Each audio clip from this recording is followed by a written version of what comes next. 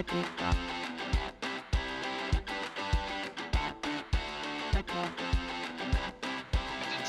this is amazing up splash heads again. This is like Chaz Boston and Cam Waters, almost the same situation. Better contact going down the hill, Sam Noble on the second day, Poland now, Sam Noble. The play was pre-standard, play going outside the swing, it's just sick up inside the windows, which is where it's very scary out Bowens, Seaver gets a good run. Dodds just absolute. He's competitive. Really nice move. Blake Delaney had to move out of the way. SRW's Sim Racing Review Show. Tonight we've got a spectacular night. I'm your host as usual, Steve Sinkovich, and beside me my little brother. How are you, viewers? Hope you're all very well and are safe out there. And Steve, how are you? I'm very good, mate. It's always a good night when we're out here on the show and having a bit of fun and a laugh on and off camera. Tonight we've got a few things we want to cover off. Real world racing, F1, a few updates on what's happening with the V8s in Queensland coming up, some other racing around the traps as well. Then we'll also be covering a few things like Ricciardo and Piastri. We'll cover all the racing that goes through with SRW across all our series. And we've also got a little special bit for you with our special Sim Stig I love a tonight. special bit. Yeah, so you'll get to see Sim Stig tonight. Some of the viewers who's watched with us at the very beginning might have seen a clip of this, but you'll see the full motion of it tonight, and we'll tell you what it's all about as we go on. Well, Dean, let's go through. We'll go do a bit of different to tonight. We'll go through and do all the Shannon's Nationals at the moment. So we run the Shannon's Formula 3 series and the Shannon's Toyota GR86 series. So we'll start off with the Shannon's Formula 3 Nationals. That Formula 3 Nationals, again, was spectacular as usual. A lot of really, really fast guys. We've actually split that up into 3 divisions. So next week, you'll actually get the first in the pros, amateurs, and the rookies. So you developed a class for yourself finally. Shh. Eh? Just quietly, yes. No, we didn't. No, I'm still going to be in the bottom of it all. So first for the pros on Wednesday night was Phil Vella from Downforce Racing in the pros, and in the amateurs, first was Adam Simpson from Fishy Motorsports. Do you want to give us a glimpse of the ladder, Dean? Can do. So actually, as you said, Phil Vella is in position 1. Dylan DeBono, position 2. Jay Dixon in Posse 3. And Michael Cuttajar in 4th. And Darren Fahey in 5th. So some great names there. Some, as we talked about Dylan last week, he's doing well, isn't he? He's doing well everywhere really at the moment. Yeah. And it's good to see Darren Fahey up there as well. Yeah. He's a long-time driver of our Formula 3 series. Yeah, he's going great guns at the moment. And you can see the top 10 there. Kittens racing all over the place. So good to see them back and running. They are, and not just in this series. They're running other series. The boys, all our big teams are really spreading their wings at the moment. Mm-hmm. I've noticed them coming into all the different features and all the different races, different categories. GR6s, yeah. Speaking to a lot of them during the week, and everyone seems to be having an absolute blast. They're just really enjoying the racing out there. Not just the amount of racing that's out there, but the way everyone is racing. That's what it's all really about. Friendly. This Formula 3 race had 38 cars in it. It had one full lap of absolute. We were expecting mayhem at Watkins Glen, and it was the cleanest lap going all the way around. Not one contact, not one error. It looked like it was a rehearsal. It was so spectacular. I think it was at the start of the races, you're showing Shibby was panning right through them. Yeah. And you can see how many cars are there. It was absolutely a cracker. Yeah, it's killer. And like you said, first few corners, no incidents, no headaches. It was absolutely amazing. I was shocked. I was just complete disbelief. I think I said Watkins Glen, but it wasn't Watkins Glen. It was Coda. It was Coda, yeah. Yeah. So it looked fantastic. They were going through all the S's and everything like that. Look, let's jump into the Shannon's Toyota GR86 Nationals. And there's not really much to say apart from the fact that we're going to have to do something with Jamie Christensen. He's kicking goals everywhere, isn't he? He won Heat 1. Yeah. He won Heat 2 and he won Heat 3. Yeah. So therefore he won the round as well. So Jamie Christensen from Vermeulen Motorsports was absolutely on fire. He was in our room for the chatter and that. So we sort of all sit in Discord and talk and that.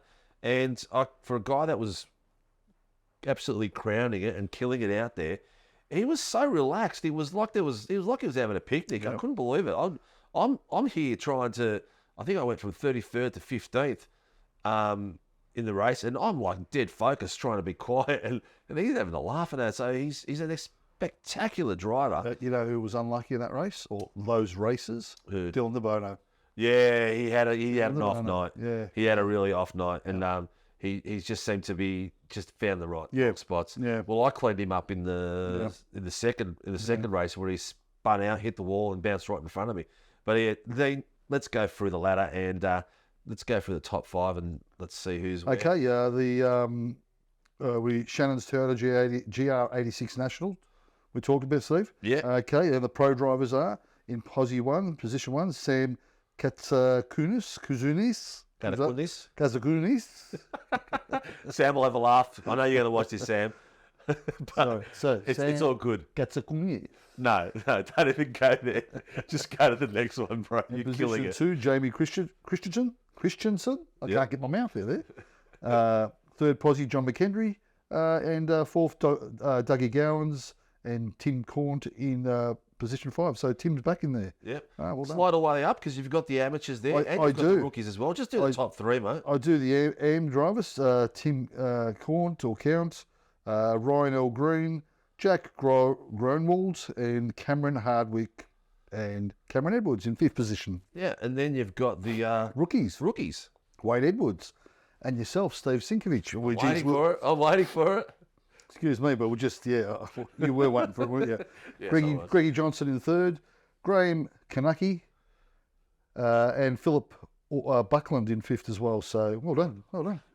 Epic driving. There's 36 guys at the moment. A few people have been away, but it's been spectacular. Well. Yeah, I had absolute blinder of that race. I did. You got cleaned up at one stage. We had nowhere to go, but you did well. Yeah, I 15th and destroyed it, and then 15th again. So it was a good fun night. It's absolutely Watkins Glen. Yeah, I mean, what a circuit! It's again in any car. 30, I think it was 32 cars or something in there. Yeah, that was amazing, and it's great to see the pack right through, especially coming around first corner, second corner, and all that. It actually looks good at the bus stop when they're coming around it. There's all of a sudden you got 2-3 cars trying to get through the bus stop, and then it fiddles to one. And absolutely, it looks real. I watched the British Touring Car Championship over the weekend as well, and their fields were probably a little bit smaller than ours. Yeah. But again, the carnage galore and a lot of fun to watch. And they were at Brands Hatch. Anyway, we'll come back in a few minutes after this break, and we'll have a look at the Warren and Brown IMSA Shadow series, and then we'll bring Preach off the desk, and he can come and join us, and we're going to have a chat about the Simrings V8 Supercar AMS and the Simring V8 Supercar Pro AMS before we get into some real world fun. That's it. All right. Let's do it. Catch you in a minute. See you soon. And welcome back after that break, and as you can see, Preach is back in the comm box with us, and we're going to go through the IMSA series. Before we do, should we have the tune at the background? There's nothing more than the preacher's son, whatever it is. Oh my God. Oh my Son of a preacher, man. Is that what you're going for? That's what I'm singing, son of a preacher. If you ever do anything to reduce the production value of this show, it's making that as like the Preach entry tune. I'll walk on, preacher, come on down. I think I'm going to get a photo of my 3.5-year-old son going like this. Yeah, and that's what I'm going to put just over this little bit. Yeah, we're doing this thing. Anyway, continuing on. Anyway, I'm sure Warren and Brown really appreciated you jumping in over the top of me. But we're going to go through the Warren and Brown IMSA Shadow series tonight, and that consists of the GTP and GT3 cars. It was done on a Friday night, and producers for that night we had a special guest in, and it was Peter Gren popped in to co-host with Nathan Shibby Howard, and the boys tore it up. They did an excellent job. Still a little bit of work to do about getting the GT3s a bit more involved. We're trying a bit of camera sort of stuff, but the internet just wouldn't allow us to do it. It started staggering, but that's what's coming up. You're going to get a bit of camera, so the GT3s will be in the bottom window, and wherever the action is, they'll switch to it. If you want to see it, go on YouTube and watch it. Yeah, 100%. Yeah, great awesome, race. awesome Great race. job, awesome racing. Yeah. Dee, do you want to tell us how the boys went? I Who won can. The Warren and Brown IMSA Official Shadow Series, it's actually called. First posse for the GTPs was Jack Mickelson, Velocity Racing Team. So well done, Jack. That was actually a cracker race with Connor Nixon there, who really was so unlucky at the end there. You know, the last lap. Tires. Yeah, there was changes to the last lap, first, second, and third. It was absolutely a crack of a race. And in the GT3 series was Harry Dodds. So well done to Harry. Great work, and made his way up to Posse 1. So well done. As you Great mentioned race. there, in the GTPs, there was a lot of changing going on, and Connor I thought Connor had it in the bag. Yeah. And then he just lost it in one of the corners, and that was it. We had too much damage. He couldn't get back in. Yeah. In the GT3s, Harry Dodds and Aaron Schotter, they were changing positions like crazy. I think they changed maybe about 4 or 5 times the last 3 laps. Great. And then in the very end, it was I think Schotter just overshot one of his one of his braking markers. They're one of my jokes, mate. And Harry, sounded like it. And Harry came through. Look, let me tell you. Before you do, it was at Le Mans, and that is a classic track. And, Unreal. A great track to race on. You had everything from overlapping from the GTPs to GT3s, and it was a classic race. So get on YouTube, have a look at it. And It's definitely one of those tracks that lends itself really well to multi-class racing. Definitely I think works well. we did at the end of season 3, we did Le Mans, or was it the season 2? Did Le Mans in the in Supercars. Yes. And it was there was a lot going on, but it was a massive fuel save race. And I think in these type of cars, Definitely was, yeah. for endurance, it makes it even more exciting because, as you said, position changes all the way through until the last lap. And it was. I think people were waiting for that last lap to, duck in and take the posse. So. Especially with draft assistance up the Definitely. up the long straight. Watching the boys come through the field and go past the GT3 cars was absolutely spectacular. I've watched that much lately, and the quality of the stream has been to a point where it's like it's starting to feel like real racing. The way it looks and everything like that. You got to go to YouTube, SRWtv Live. And you got to go watch it. Hey, let's have a look at the ladder for the Warren and Brown IMSA Shadow series and see how the boys went off. So in first place for the GTPs is Jake Edwards from Crisscross Racing, followed by Blake Delaney, Fishy Motorsports, Troy Maguire, Fishy Motorsports, Ty Delaney, which is Junior Delaney, Fishy Motorsports, and then Jake Mitchelson from Velocity Racing Team, not Velocity Sim Labs. That's a very similar name. I nearly win it. And then in the GT3s, we've got Aaron Schotter from Corsa Rosa, Harry Dodds from Frog Leap Racing, Greg Barber from Crisscross Racing, Alexander Gonotes from Corsa Racing, and Sean Bonici from Frog Leap Juice Racing.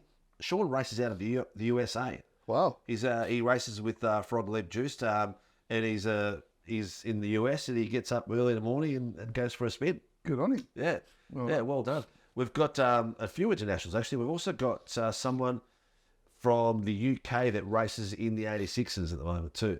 If you watch the streams, which we recommend, you'll see the national flags are there. They're Kiwis and Australians and most of the ones we've got, but then you'll see there's the US and also the English George Cross symbol. It actually goes that way. Yeah, that way. now. Whichever way it goes. The other way. The one you're he's- thinking of is the Scottish. The Scottish that one. goes The the other Scottish way. one. Yeah, it's not the Scottish one, it's the other one. But look, that's pretty much it for the IMSA series. If you want to watch a great race, get in there and have a look at it. What we're going to do now is actually show you guys the special event that we've got. Before we go through the V8 Supercars and the AMS, which we'll do after the commercial break, we'll let you have a bit of a sneak peek and have a look at what's going on with our Stig. You're going to love the music. You're going to love the driving. It's a spectacular time. Maybe one day you'll work out who it is because there's a lot of hints in the video. But have a look and have a laugh, and we'll tell you what's going to happen with this type of racing that we've I'm got. excited. Very. Yeah. All right. Back in a few minutes.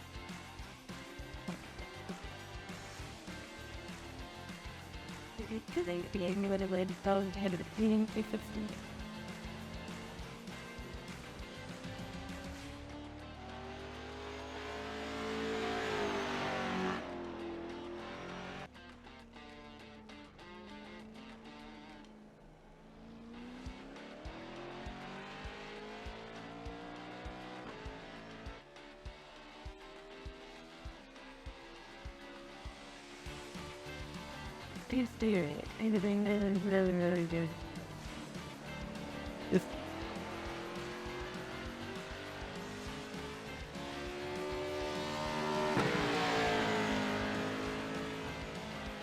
Wheels on the bus go round and round, round and round, round and round. The wheels on the bus go round and round, all through.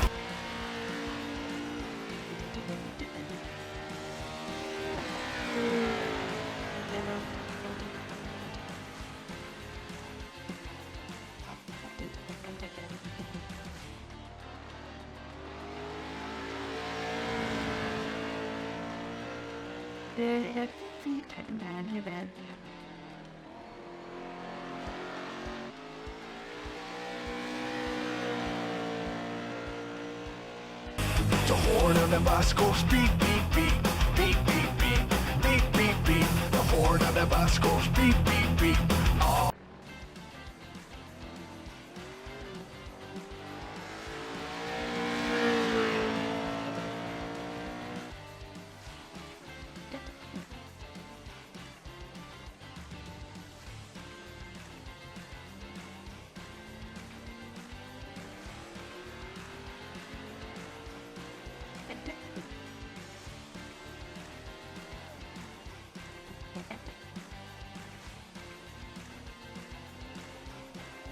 The other bus goes choo choo the tree, clean, clean.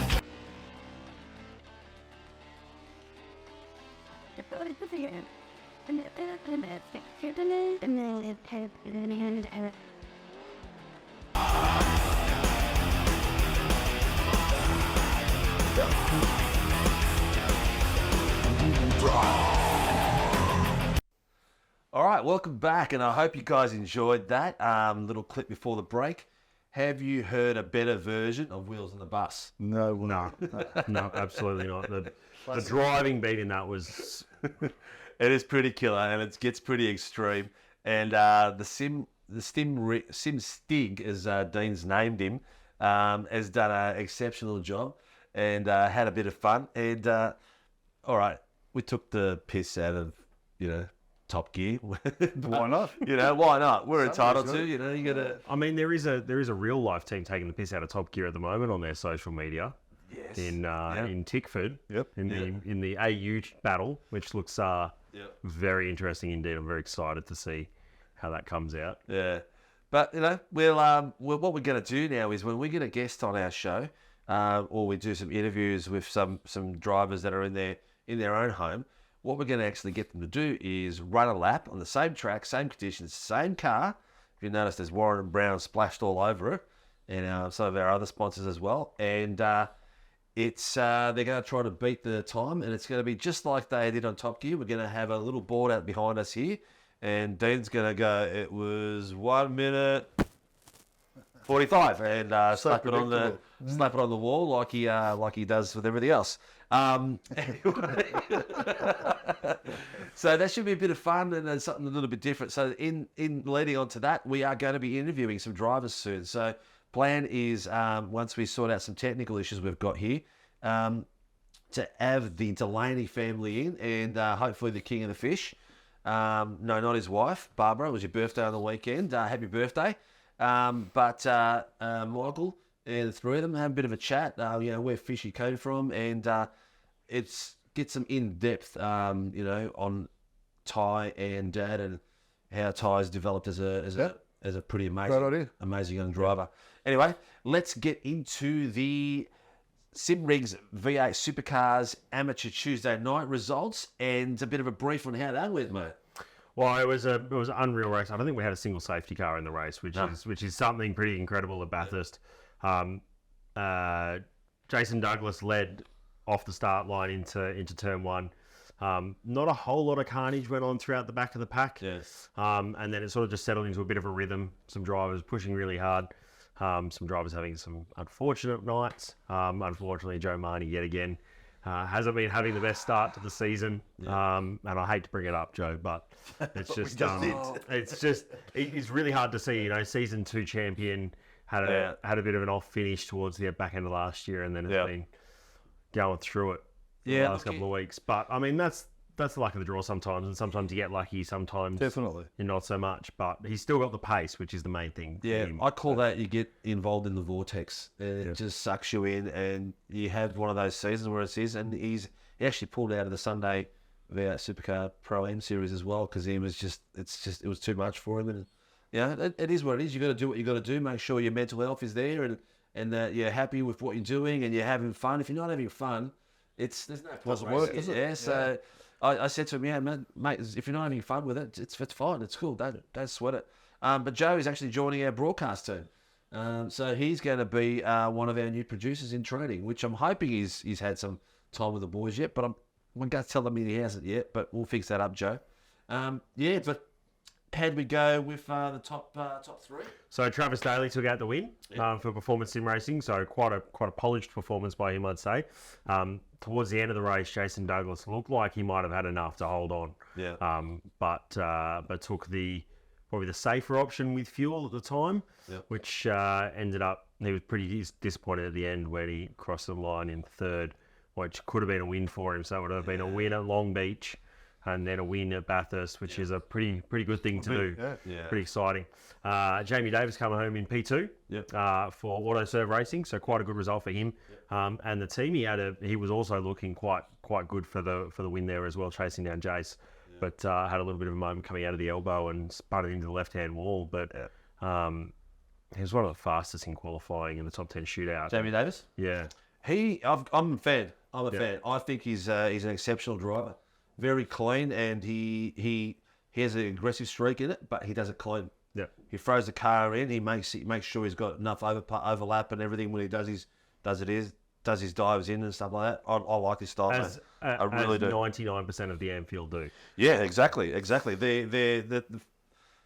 I look like as the owner of the league, I'm like a proud dad moment when I see the way these guys drive. The fairness and the camaraderie and the gentleman style of racing is unbelievable. And to be at that pace and to be fair is not easy. Yeah, and I think the other thing that goes a long way is that all the boys, they meet up, they jump into someone's Discord, they all jump up in hosted sessions and everything, just to have a practice, just to see what it's going to be like. Drive around with some guys, get to know them as both as drivers and also as mates and fellow competitors. It's always quite exciting. On top of all of that, it's great to see, as in all the other leagues that we have at the moment, is the amount of cars. Yeah.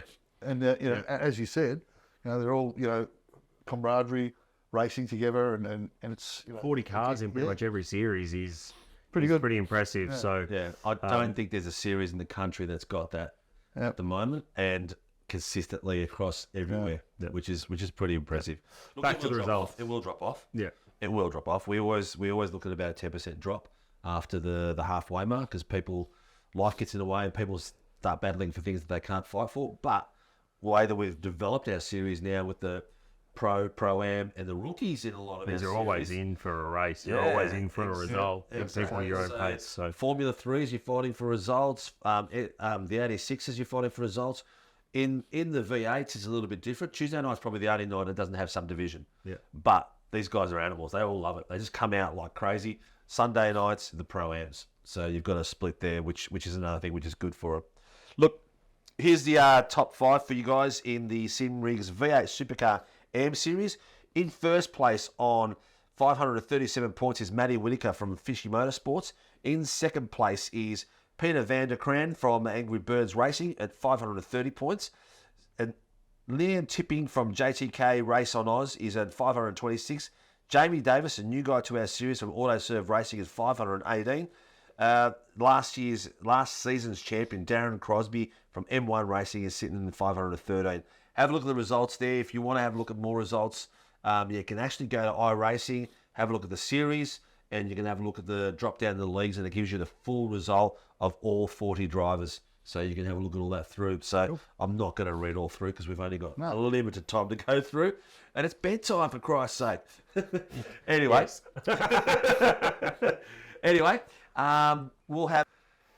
And let's get into the Sunday night Simbriggs V8 Supercar Pro-Am Series. That was, again, some spectacular fighting. The boys we just spoke about, Jason Douglas and Travis Daly, that put up an awesome race in the AMS on Tuesday night. They were in the action again all the way through the whole race, pretty much fighting pretty much the last few corners. Absolutely spectacular. I know that Jace was really disappointed. He was really down on himself after Tuesday night. He still wasn't happy on Sunday night, but he was a lot happier. It's hard to make him happy, though. It's hard to make him happy. I think even after the win at Long Beach, he was it's like, I still could have done so much better. Like he's just one of those over-competitive young kids, young guys who's just sets the bar very high. Sets the bar very high. Look, and that's, if you want to be successful, that's the mindset you got to have, actually. So you got to set the bar really high and keep pushing yourself to excel. So those boys were fighting it out. They had Sam Noble, they had Connor Dixon around them. And then there was a fight up the front with Freo and Jamie Dyke, a lot of the fishy boys.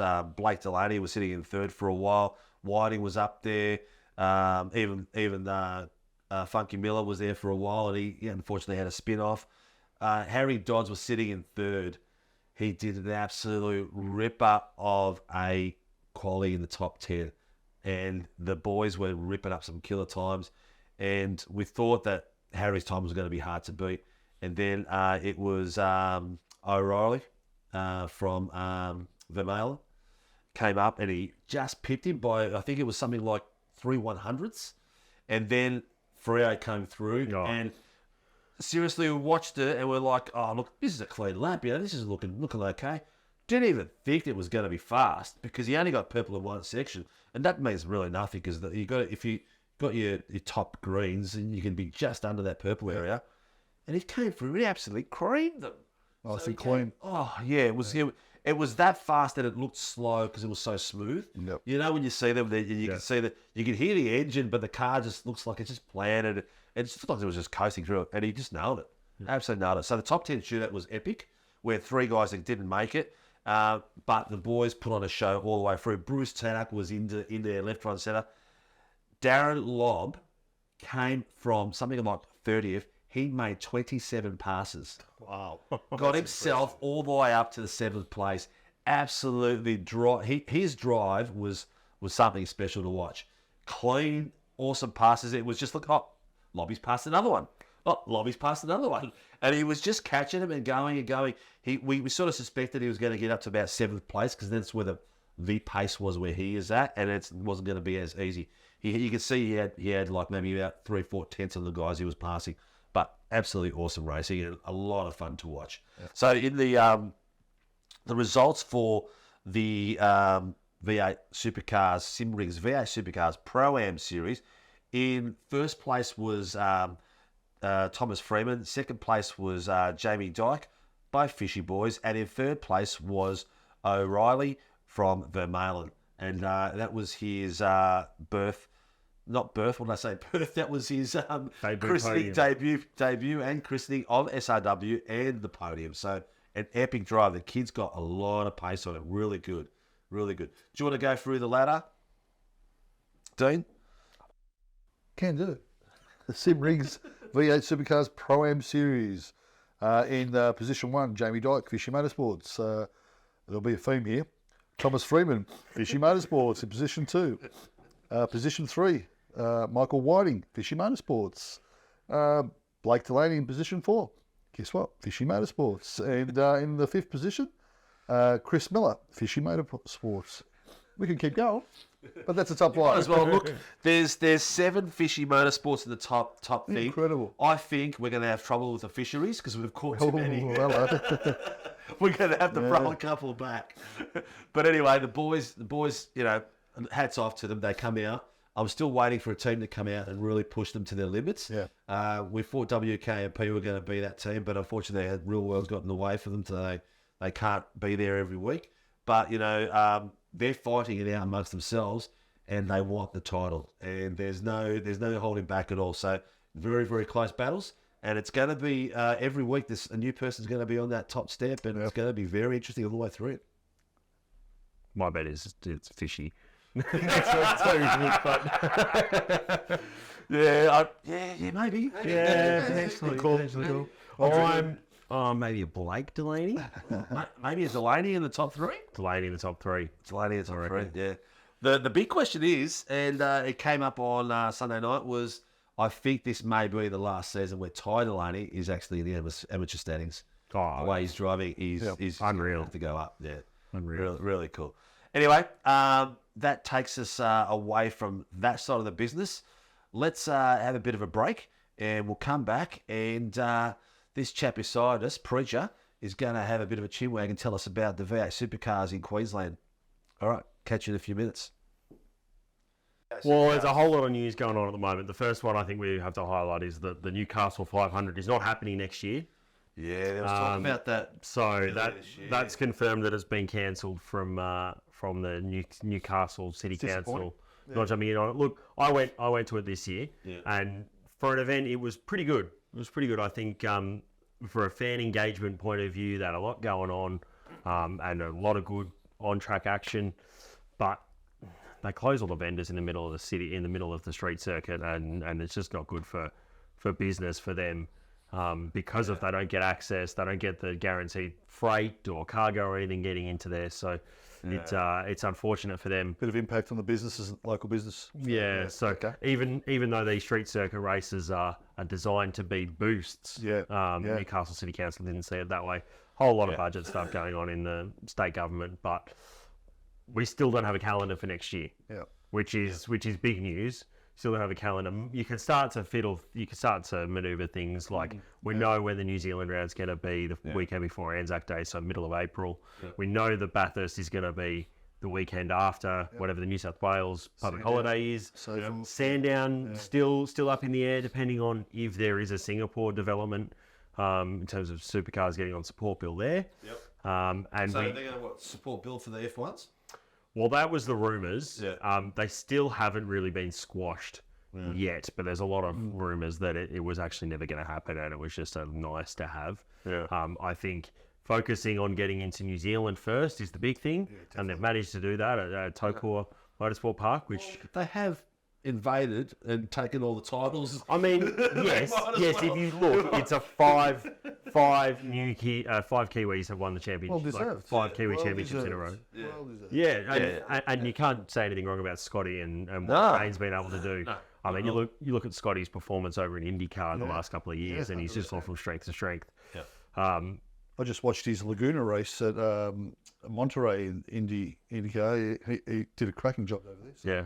So, I mean, whole race, but talking about the championship, it's all in Kostecki's hands now. Yeah. Yep. There was a stat that I read that Shane van Gisbergen can win every race, but if Brody Kostecki finishes fourth in every race at a minimum, he still wins the championship. Yeah. Yep. So right now, it's Brody Kostecki's to lose. Yep. Even though the points gap is a little bit smaller after Bathurst, it's still not at that point that's going to really make a difference in how the championship runs. To take his teammate out and take the win. Well, what do you mean take his teammate out? Kostecki. Kostecki sorry. and teammates. Well, then he can take him out anyway. I mean, they very well could be in the next couple of years. If Kostecki wins this championship, who knows how long he'll stay around for in supercars. Going to let him go. No. Erebus aren't going to let him go. Erebus are going to keep him. Yeah. There was some rumours that Peter Addison might have been involved in Erebus potentially getting across to the States in NASCAR.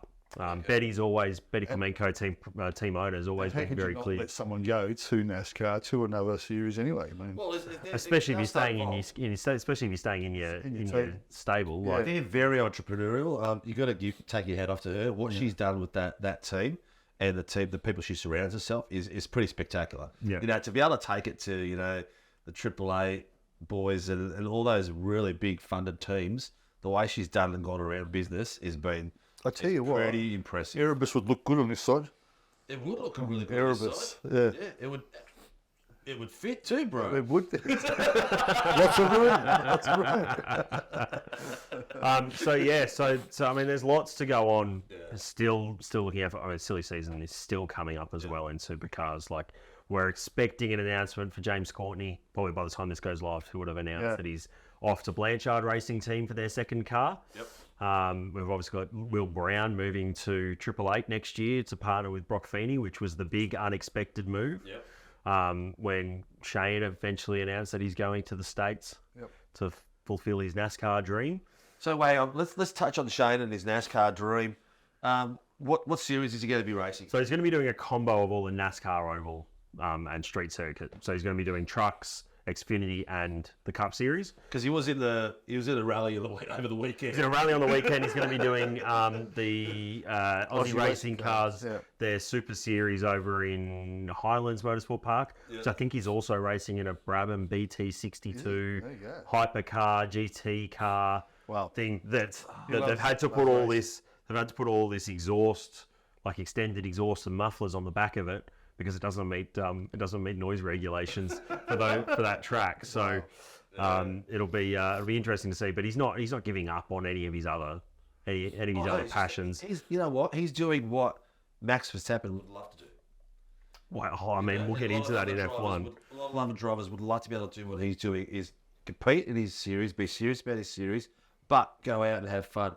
You know, what better than to drive, like 24-hour Le Mans, and then you come back and do the V8 Supercars over the weekend. I'm sure Max will be doing all this stuff. He's only 20-something years old. We'll get into it. There's a lot of talk about that at the moment, but so he's going to be flirting with everything.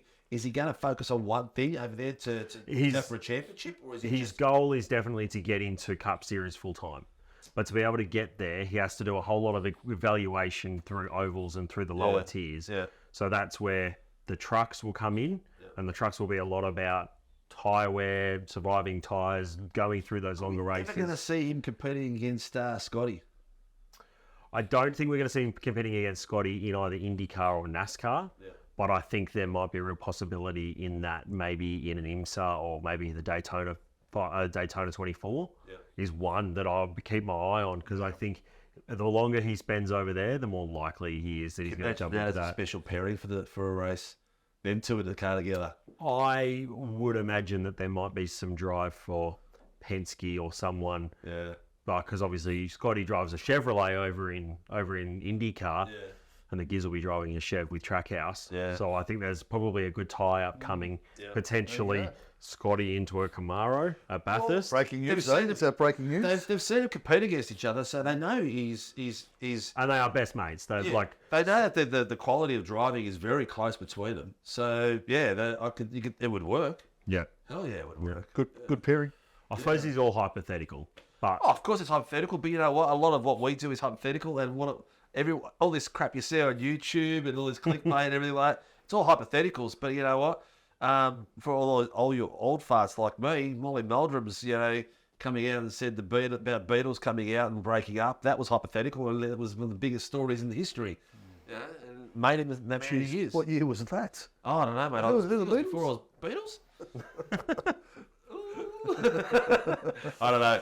The four guys, popular. They walk around Abbey Road or somewhere. Somewhere there. Oh, I don't know. They do a crossing. I think I've seen that photo before. I don't know much about them. Moment, you got a safe crossing thing program. Something like that. Anyway, so that's pretty special. So where are we at? We're at Queensland next. So we're up to the Gold Coast for the Gold Coast 500. Yep. Used to be a 2-driver enduro race. Yep. Before COVID, and then it became a 1-driver. Two 250k single driver races last year, and we saw some carnage and a lot of drivers feeling the pain from both the exhaustion and also it was a bit hot with the fire that happened on the beach chicane last year. That was a massive crash. So some memorable crashes there. So there's some crazy crashes. I mean, or you look back to 2009, I think 2010 maybe, when it was an international race properly, and they had internationals basically in every car, and the big rollover on the straight. Yeah, I actually went down in the first few years of it and spent the week down there, up there I should say, and it was pretty spectacular. It was pretty good fun. Yeah, really fun. It's a great track. I think. For supercars, it fits them so well in terms of it's fast, it's action, it's tough for the drivers. It really highlights the difficulties with driving these supercars that nowhere else has. 650 horsepower, rear-wheel drive with a lock diff and hardly any downforce to speak about. Spectacular, basically. Spectacular. Well, it's the Australian version of we just raced there not too long ago. Long Beach. Long Beach. Long Beach, yeah. Tick, tick, boom. Yeah, I think there's also a bit of Long Beach. There's a bit of St. Petersburg, another one of those US tracks that's pretty exciting.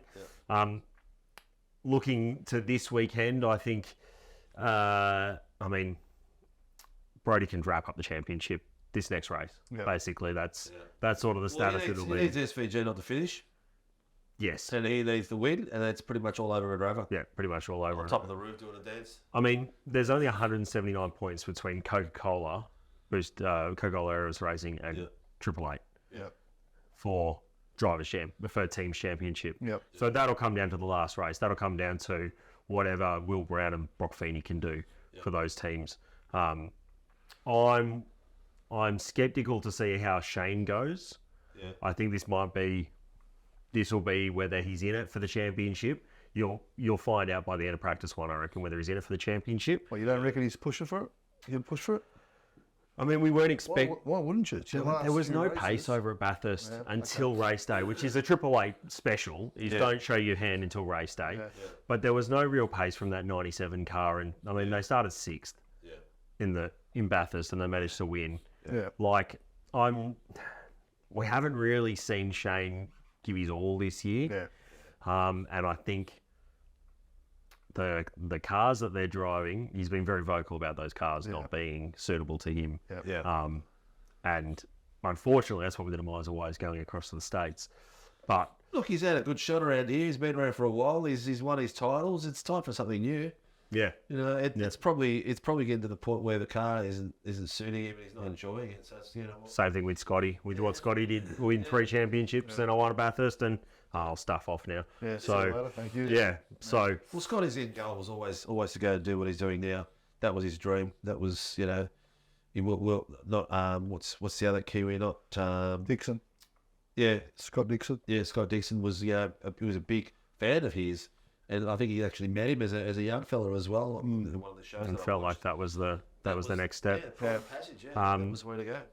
I mean, Gold Coast, there's a couple of track changes that they've brought in for this year. I mean, we spoke about that crash at the back end of the beach chicane last year, the tyre bundles, and the tyre bundles last year were fraught with issues. I mean, they forgot to move them back after Carrera Cup, for Carrera Cup session, and everyone was like, well, where's the track go?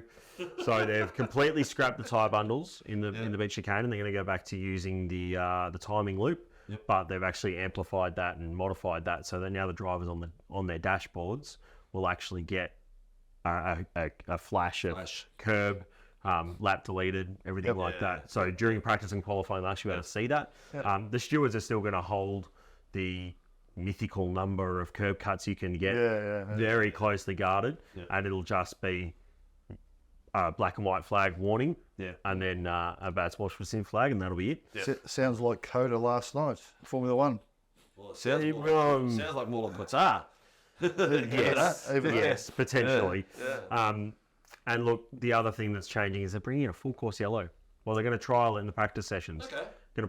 I think Virtual. we saw in Bathurst, we saw the penalty that David Reynolds copped for racing to the control line with Brock Feeney on pit exit. Yeah.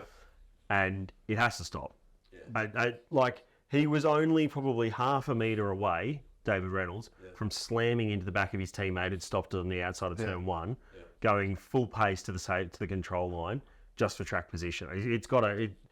At some stage, we either have to stop it before something bad happens, or we let something bad happen and then we react. Well, you know we what? have to be... They have to be precautionary. Unfortunately, this country is based around reactions. You know, it's a lot of things, not just in racing, but road laws, politics, all that sort of stuff. We're based on reaction. It's like it's not broken. We won't fix it. We know it can be broken really easy, but we'll worry about it when it happens. You know, sort of. But I think which really sucks. I think this is the right step. So the idea will be is that they're going to trial it this weekend. You get 15 seconds from the call of full course yellow. So reduce down to a full course yellow speed, which probably be about 65, 70 k's an hour. Everyone trundles around at that speed whilst they resolve the incident, And then depending on how big the incident is, whether or not it's just a car who's stuck in a wall, they can just pull them out without having to bring the field under control of the safety car.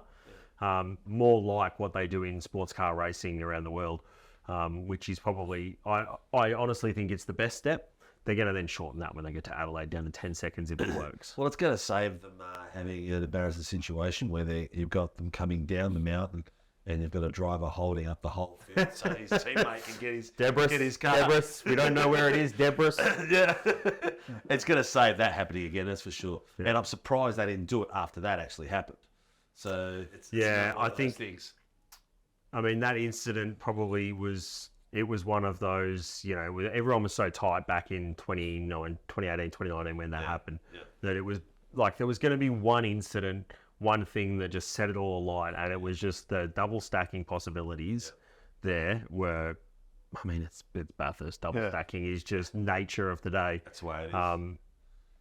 So, look, we'll wait and see how this plays out in practice. They're going to do a 10-minute trial session after first practice on Friday, and we'll see how that plays out. But I think we're likely to see that roll into from the very first round one, wherever that is next year. All we know is that the rumours are round one next year will be Bathurst, and it will be the weekend after the Bathurst 12-hour. Cool. Okay. So they'll have some sort of activation in the middle to try and skirt around the rule that says the Bathurst can only have 5 track closures for motorsport events every year. That's set by Bathurst City Council. So if you go through them, you've got the Bathurst 12-hour, Bathurst 1000. You've got the Bathurst 6-hour in Easter.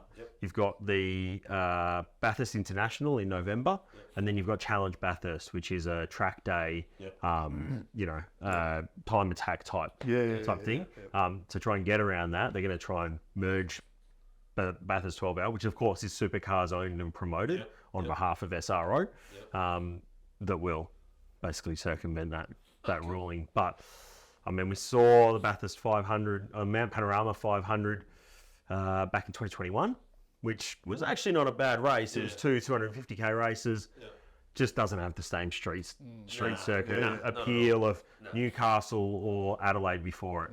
I mean, Adelaide at the end of the year is always... Adelaide at the end of the year, I think, is where it needs to stay because... That's a festival on its own. They do a great job for that. It's an unreal track. If you've never been to the Adelaide Street Circuit for any race, it's a must-go. In terms of access, in terms of layout, in terms of visibility, in terms of action, it's a great spot to be. See, Absolutely one to go see. I would put Adelaide, then Bathurst, then probably Gold Coast. That's how I put them. Townsville in there in 4th. There you go, viewers. There you go. There's your plenty of trips around Preacher's guides. He says he's not going to Adelaide this year. Didn't go to Bathurst either. So, well, look now, we've covered V8s from the top to the tail. Hope you enjoy next round in Queensland, and we'll see how it all pans out for Kostecki and SVG. Let's have a quick break, and we'll come back and talk about some real-world racing in some open wheelers that we've got out there and around the pipes. Catch you in a minute. All right, welcome back, and our last portion of the show where we go on to the open wheelers. Maybe we should do a like we just done tonight, tin top and open wheeler as our bit of our themes going through it, and we'll go through and have a look. Some British motorsports out there as well. They had the Formula Fords competing. It wasn't called the Festival of Formula Ford Festival, which is a annual race at Brands Hatch, annual race weekend. Basically, everyone clowns in and tries to race their Formula Ford the fastest. Great track, that Brands Hatch. Absolute crack of a track. Unreal track. I think it's a difficult one to lap well, though. There's a lot of times to find everywhere, and I can never seem to piece each corner together and get it on one lap. Nah, definitely. I'll either be too deep into turn 1 or I'll be too deep into 30s, and I'll be like, well, what's going on here? It's not fun. Well, one of the cool things about the event was I watched some of it on YouTube because it was live, like we suggest to you people out there. You want to watch any racing, a lot of it's going live on YouTube these days. And third place driver, I can't remember his name, he was actually a privateer. So he'd beaten a lot of the big names in there. I'm not sure if there was a heat win or it was the actual final stage win. I think it was a heat win. and it was just him and his dad and his brother, and they put all the work in. They compete every week, but they're privateers, and they've shown that you don't need to be a big mob like your Carlins and all that sort of stuff to win the titles. But who was the results? So Rory Smith won the final race, 20 laps down there. He ran the final race, 17 minutes, I think the overall lap race length was. Jamie Sharp, his teammate, came home in P2. So B&M Racing have done well. That actually makes Rory Smith a 2-time Formula Ford Festival winner. So given how prestigious it actually is, given it's gone back, almost 60, 70 years now. That's pretty impressive to see. And then in third was Chris Middlehurst. Came home in third, and they were only separated by first to third by 4/10 at the line.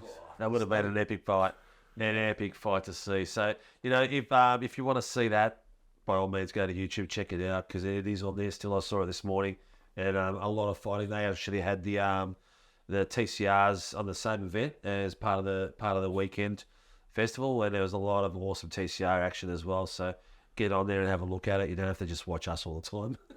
I prefer you to. Yeah. Definitely tune in on Tuesday nights. Definitely tune in on Tuesday nights, because you get to hear my dulcet tones along with Chibby's, and life's good. Look, in the rest of the world of open wheelers, Formula One has launched the F1 Academy, which is purely female teams, and Marta Garcia took it out over the weekend, and it's amazing. What they're doing is finally getting some. It's a shame that the women's series, the WFA from last year, went bankrupt and they couldn't complete the series. But it's young Chadwick. She's actually picked up I think she's picked up a drive with McLaren as a female driver, as in testing. We've already got the young lass. Williams. I might be Williams, actually. I think it's Williams. I think it might be Williams. Yeah, I think you're right. Because we've got the other young lass that's, I can't remember her name. She's at Aston Martin, and she had a spin in last Jess Hawkins. year's car. Is that her name? Yeah. In last year's car. About 2 years, but it was... Yeah. So she's the emotion she showed in that video that Aston put out was unreal. Like, it's one of those things that I hadn't considered personally, is how much actually making it to F1 for a woman is like. I mean, it's something we'll never experience, but we will. We won't. No. But I mean, it's finally coming around, and you're getting some test drivers that are coming out that are females, and they're showing they can do it. Which is really I think we're probably only 2 or 3 years away from seeing. You think so? Yeah, I reckon we're only 2 or 3 years away. Depends what the boys' club says. Yeah. That's the key. Cause that's the whole point of this F1 Academy, though. That's exactly is to completely squash that boys' club mentality. Yeah. I mean, we get Bernie Collins every week on Sky Sports coverage. The weekend here in Australia. Susie Wolf is the chairman of, or the CEO, whatever you want to call it, of the F1 Academy. Yeah. So she's got she's going to get a clause in that. She's going to make sure it works, because she's the last official F1 in test driving, like during a event that actually drove. So that's a long time past. And I think the big news that every F1 team is going to have a car on the grid that looks exactly the same to their actual race car that you'll see on the same days, because now obviously F1 Academy isn't resigned to those other race events put around the place. Awesome. They'll be on the schedule. So I think it's great news to see these Formula 4 type cars making it to. I think it's making it more of a spectacle. I think the F1, not FIA, F1, so company itself is doing a lot of all this to bring all this up, and they've got the F2s, the F3s, all the same weekends and stuff like that. It must be an epic event to go and see across Europe. We're a little bit less fortunate here. Hey, but at least we get F2 and F3 now. Yeah. So, as well as Supercars not in their own paddock anymore, but... Some great stepping stones, but we do have on this side as well. You have the New Zealand Formula. You also have the Asian Formula, so it's... you get a little bit of it here. There's a Toyota Racing Series over Yeah. I think and Super Formula as well. The only thing we're missing in Australia now is a top quality Formula 4 series. We used to have one. It was the Jayco Formula 4, and it used to be on the Supercar support bill. But it just sort of...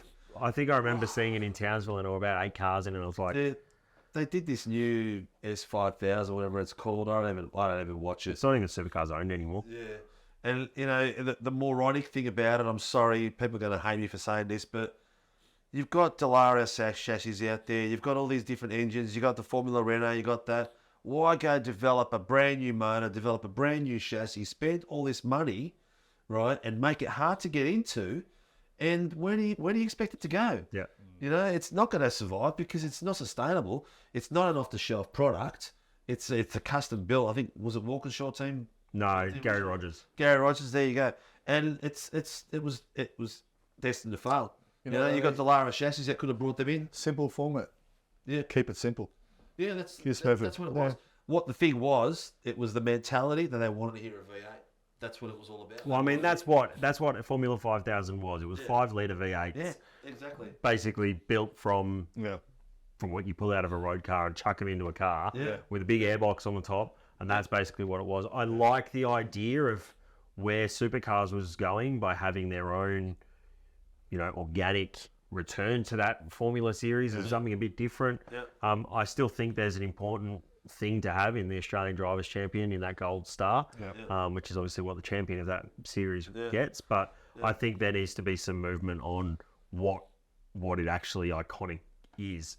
We're never going to get a driver come from, you know, go-karts here in Australia all the way to Formula One without going to Europe. That's just how it's going to be. It's a brighter passage. It is. But where do we sit in that pecking order? Do we need to have our own Formula 4 series in We the don't sit country? anywhere because you can go down to Asia. You can go to Super Formula. You can go to See, there's two different. that's the key behind it, though. You have to have Asia involved. It's like It where has to be an Australasian. like soccer went through that whole process where it was Oceania, and Oceania was just a small New Zealand, Fiji.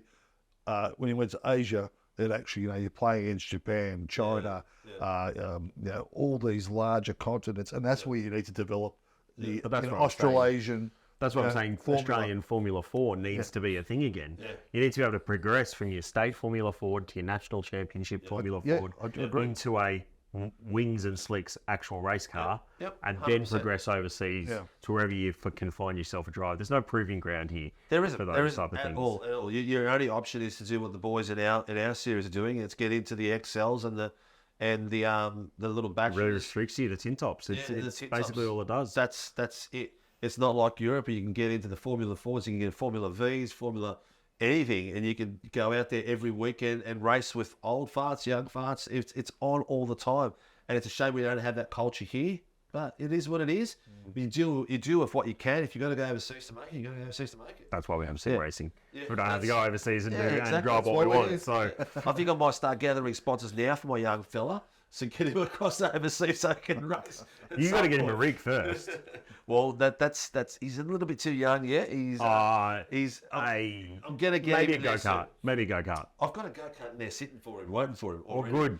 But I'm thinking I might have to put that on the side because it's got a very expensive engine. That engine, I've been told, is actually worth a fair bit of money there. So Go and buy a new one. it's a classic Jiker engine for those of you who have raced go-karts. It's the same type of engine that Lewis Hamilton was using when he won his go-kart championships. Look, let's move on.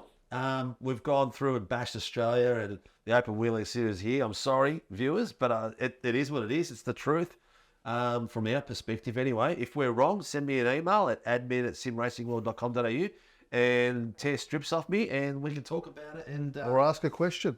ask the question. Yeah.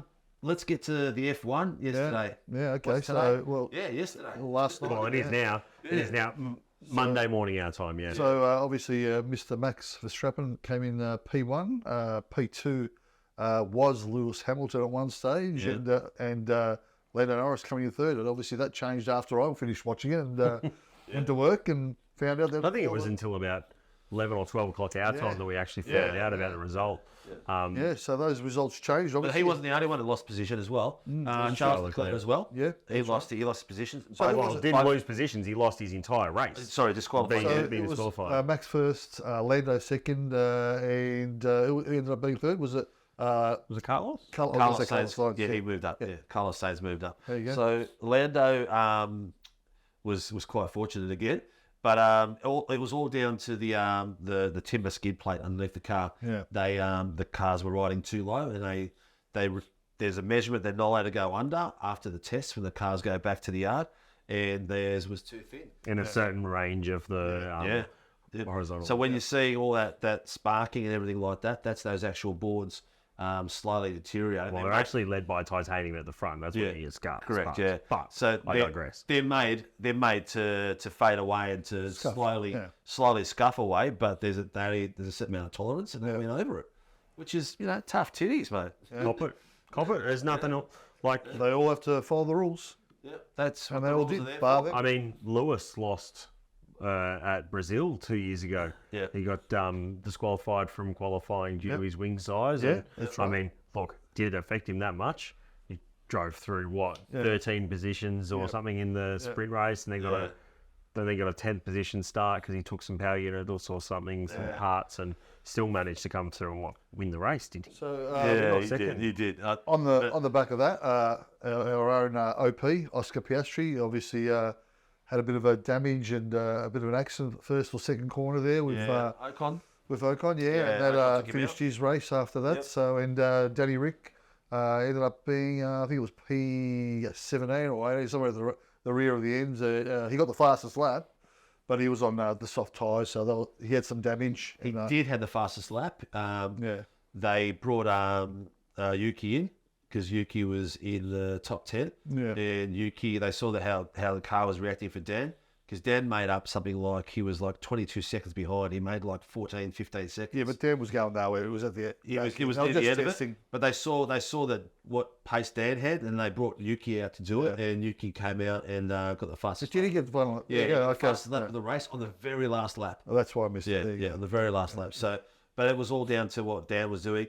Unfortunately, Dan had damage that he couldn't do anything with, and also the strategy they had him on wasn't going to work. No, They were no, trying to get him in exactly. on a one kick stop it, strategy, yeah. and he was behind Yuki. He had the pace of Yuki at one point. He was catching him, Yeah. so he was doing okay. But then Yuki went in for the pits. He stayed out for another like 10 laps, and Yeah. it was like there was just no way it was going to work. Yeah, well, the Mercedes were trying that tactic, and they actually sort of switched back. reversed it straight away, Which because they saw it wasn't going nowhere. So, Yeah. but I think that's where AlphaTauri really stuffed up. When Mercedes went the other way, they should have said, "Look, it's not working for them. Yeah. What the hell chance is going to be in working for us?" Yeah, exactly. Dan was just in a sinking boat, paddling water out of his canoe. I definitely think, though, that it's good to see Dan back. Good to see him fit Awesome. and ready to go. Yeah. I think to see him back at Austin as well, which was a great result for him because he loves that track. He does. I loves think I it. saw him on the back of a horse though. No, we won't even discuss his helmet because that helmet was something. Yeah. But it's good to see him back in the car. Good to see him that Most he's definitely. recovered. And I think that he's been very clear in saying this is his second go. This year. 100%. So I think that he can certainly There's take no some loss. confidence I in mean, today. he knows he's got a contract for next season, so a bit more comfort. The thing is with his contract next season, he's got a contract next season, but he's still got another 4 races where he's got a possibility of getting the main seat.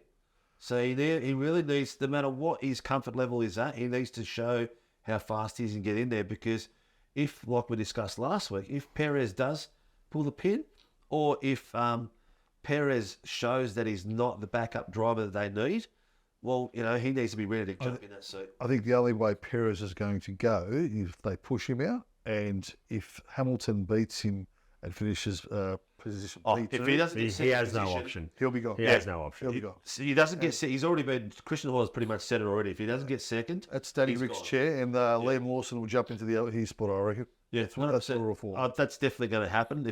If that happens, it will. But I mean, it's still there's still people out there slagging him off. Yeah. I was on Facebook earlier tonight, and there was some F1 magazine was saying, he's passed it, this and that. So I put 2 bobs worth in. I gave him nice four little points of what there are. All these people out there are saying, he's passed it. Well, I think Red Bull has won enough championships, had enough quality drivers in there to know, based on Dan's results in testing, after being 6 months out of the car, and what he's been doing in the sims, they would know enough to give him that opportunity, because they know that he's capable of doing it. if he wasn't capable of doing it, if he wasn't going to be able to get up to that speed that he was with Max, he's the only driver ever to be within a couple of tenths of Max for qualifying. Yeah. All the rest of them, he's just pantsed. Yeah. Or as the Mighty Car Mods boys go, chopped. Yeah. You know? So shout out to you boys. I saw you in sim rigs. You should come and join our series and have a bit of a race, or even jump on our show as well. I'd love to have one. Yeah, they're an awesome bunch of The guys. Brumby they did. Unreal. That was such a cool little Brumby. really cool. Mr. Brumby. Oh, That it was a was pretty Subaru cool. special. Yeah, It was unreal. it was good. They're great blokes. But, you know, it's... Who does up a Brumby? well, it's Subaru got them to do it as a... do they? Part of anniversary. but also part of a they're going Part of to a be show. auctioned off as a part of for the road safety Yeah. campaign. Yeah, so. correct. But, you know, it's people are still slagging them off. But, you know, Red Bull are not stupid. They're very, very shrewd with their signings and what they do it. And if they see... Still doesn't mean he's not going to fail. He can still fail. It doesn't mean he's not going to fail. But they'll probably give him time because they know he can do it. He'll get at least half a season in that car. Look, it's his only chance. I'd love to see him get in that chair and you know, do wonders. And There is more rumours hope out so, there but- as well that now our mates from Cadillac that are joining, Andretti want him to drive for him because he is wouldn't be surprised. huge in America. He's huge in America. I Huge in think America. that he's the closest they can get to an American driver well, without putting an they American were, driver. they were in. actually on Sky Sports, both Mario and is it Michael Andretti? Yes, Mario Luigi? Mario, Luigi, Mario and Michael. I feel like I'm sitting between Mario and Luigi sometimes. And they were talking about definitely they want an American driver, and then they'll get another driver. And I think you're right. I reckon Danny Rick would be a perfect fit for him. Yeah. But they want another driver like, I don't know. Sultan Herder or Herder is probably someone that Most definitely. it would be on their hit list. Oh shit! But It was again, all about points and getting this. he needs to get his super license, yeah. But they are talking about restructuring his super license as and well. so they should.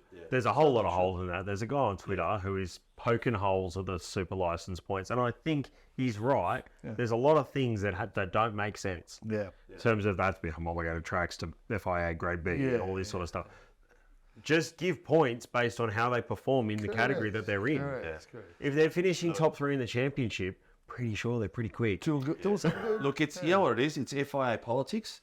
It's like Ben's. FIA don't want to talk to IndyCar. Yeah, and it's also you've got Ben Soleimani coming through and thinks he owns F1. You know, he's like, oh, you know, you guys get the license. Yeah, you should be in. You know, they should be doing this, should be that. You know what? You got no say in it.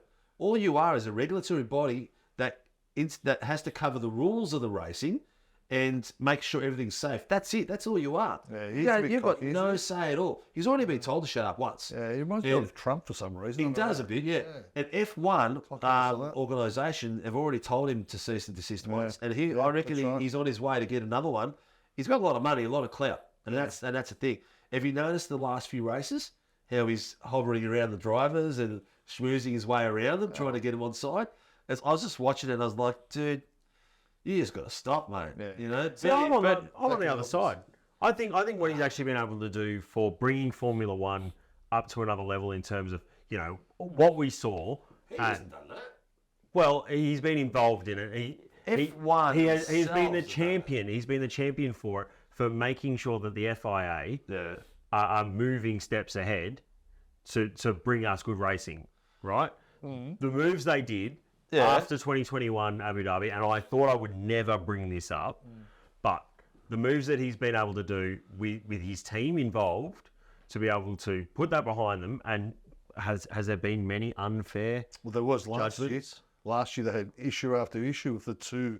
No. But that aside, they've moved past that. This year's been. But has there been any unfair sort of judgments in a penalty point of view? No, but you got the way you're looking at it is, well, my perspective is different. My perspective is that he had to clean house because their house wasn't working. They were having a lot of issues for a long, long time. But was he the one to do it? Maybe he was, but he was the figurehead.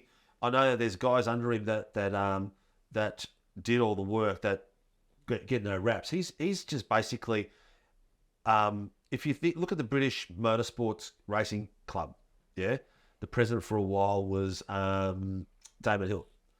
He was an elected person. That's all this guy is. He's an elected representative. Yeah. And most of this is about polling and having money and stuff like that. which really sucks, which is what I really detest about the whole thing, and probably why I'm very negative about him as well. But yeah, I think F1 Corporation have done a sensational job of what they're doing. I think they're heading down the right path. It's getting a bit Americanized, but they need it for the money and the sponsors. Because one thing I did hear, who's the principal for Williams? James, James, James something. James Allison. James Allison, formerly from Mercedes. Mercedes, and he said they're all fighting. The problem they've got at the moment is they're all fighting over the same pool of sponsors that are interested. And some of them will got, like you'll see, Red Bull have got Rocket on it. They used to be a Williams sponsor. They've only a minor. I mean, Aramco. Yeah. Well, I mean, Well, probably. funny you should say that. That question was asked actually in the interview with Andretti's. Yeah. And actually he goes, that's not true. He goes, if we join, I'll be bringing so many external customers, new sponsors that are just waiting for us to join, and there won't be anything that we take. Andretti's have got everything in them. Andretti's have got everything they need. Yeah, from sponsorship to cars to engines. I mean, the news as well. The news over the weekend that he's already they're going to be putting a 23 spec car through the wind tunnel. Yep. Yeah. I mean, if the guy's not serious about spending his money and putting his cash where his mouth is. Well, he did mention, I think he said 24 or 26. I think they're aiming for 24 or 25 or 26. To get in there to actually, yeah. So, but anyway, good luck. It's interesting times here. Look, you know, I personally want them to get in there. So do I. I think it needs to go back to the 12 teams, Yep. like it used to be. Yeah, I agree. I think it also needs to go back to, if you don't sit at a certain time lap, that you don't participate, because it used to be a cut-off time. No, that's still there. 170% rule is still there. I know, but they Yeah, need but to. it's, They don't. They've don't left really- it open, sort of like it's like. No, It's it's still still a scale where it's like anyone can get through now. It's still there. The 107% rule is still there. There was still the incident where was it Lance Stroll who crashed out of qualifying at Australia, was it? Well, they go back to Or someone? They go back to practice time to make sure that you're times, actually matching pace. Yeah. We're not going back to, Max Verstappen's done a 1 minute 10 or something wherever, Yeah. and someone else has done a 1 minute 50, and you go, you see, but you'll see, I did the lap time, and then This is exactly it. You know, there used to be the races where you'd have those guys that didn't qualify for it. So I'd love to see it back to that sort of level, or that sort of level of team. not financially viable. 24. No, it's not. 24 cars on the field, I think, would be ideal. I'd rather 30 and let that last maybe 6 to 10 be privateers or whoever, and don't get the pool of cash, but they get in there slowly to build them up. Something, like old school. You may as well put them into Formula 3.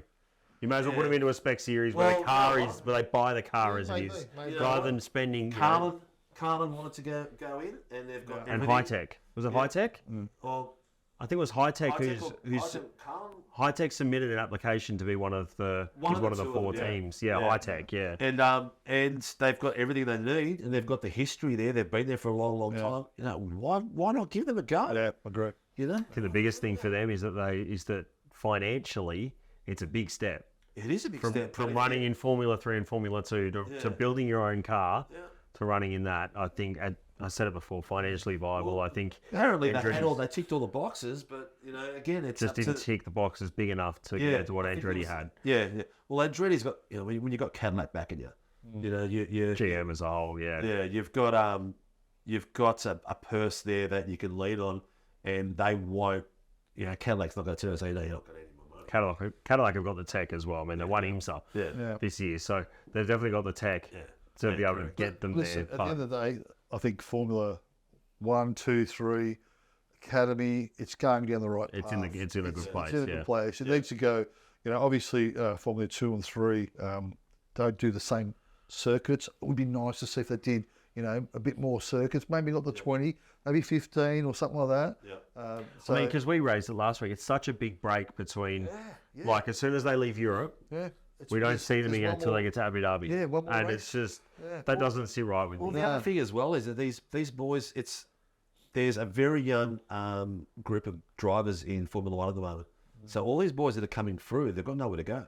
Yeah. You get Dragovic. they're Dragovic, losing former champion, he's gone. Yeah. He's going to probably end up in IndyCar or something like that. Yeah. There's already a couple that have gone that have been successful. What's his name? I mean, was it Oscar? He's in NASCAR at the moment. So there's a few of them. A few of them are going across. Even there's a few of the girls going across. I think Chadwick's got herself a run. In Indy NXT. She's in Indy NXT this year, and I think she might be stepping to full-time Indy because she's not eligible for Formula F1 Academy. Yeah. Because she's a previous champion. Yeah, right. Correct. Because she's a 3-time champion. You know, and she hasn't got a bloody test drive. It's like, she's actually hosting on the weekend, so maybe she's going to change her career path. All you have to do is look back at what happened to Oscar. Yeah. And being stuck in a reserve driver role at Alpine and getting 3 sessions throughout the year. Yeah. And you know he won every single championship on his first try. Yep. Yeah. And how would you be right now, kicking yourself, being involved in that? Well, half the team's out. Half the team's out. Yeah. Well, So I got the arse a few weeks ago, or a few months ago now. But could you imagine? It's like, what did you let walk out that door? Yeah. How did you not have these kids signed? As they reckon, nobody's. That was arrogance. That's all it was. Nobody's done. pure arrogance. He's done Lewis Hamilton, so he's Well, on that he's- same. Yeah. He's got a certain amount of points to get, and he will break the Is the that points for rookies. is that adjusted compared to? Because I know that Lewis did it in the previous point structure. Yeah. So is that I'm not sure. that would be Apparently, adjusted? I think it is, and also there's a lot more races now as well than there was when Lewis was doing it, as opposed when all those other fancy greats were racing. There was only like 12 to 15 races. Yeah. Now there's and you got half the points type thing. Yeah. So a lot of things have changed. Look, I think we've had an awesome night tonight, guys. I think we've been rattling for ages. We have. We have. We'll do a bit of editing for Channel 31, but we'll have some. We've had some fun, and it's good fun to have a chat.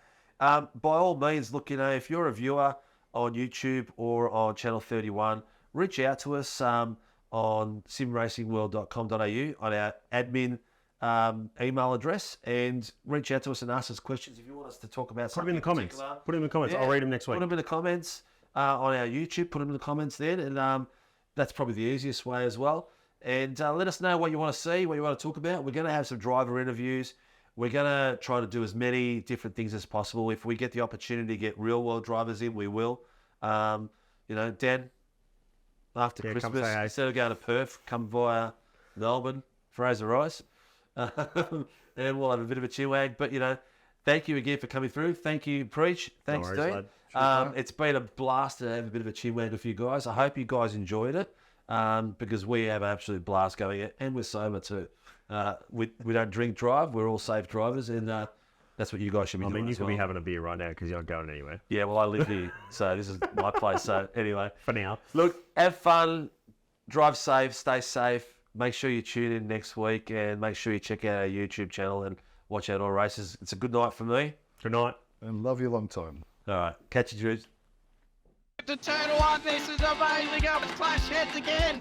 This is like Chaz Mosman, Cam Waters, almost the same situation. Better contact going down to the hill. Sam Noble wants to step with Dave Polwin now. Sam Noble model right now because say why Bruce Turner, Jamie Dyke was just won't wait. They just go in the outside this three, but it just seems up the side of the other. Just pick it up. Very scary over there, place to go.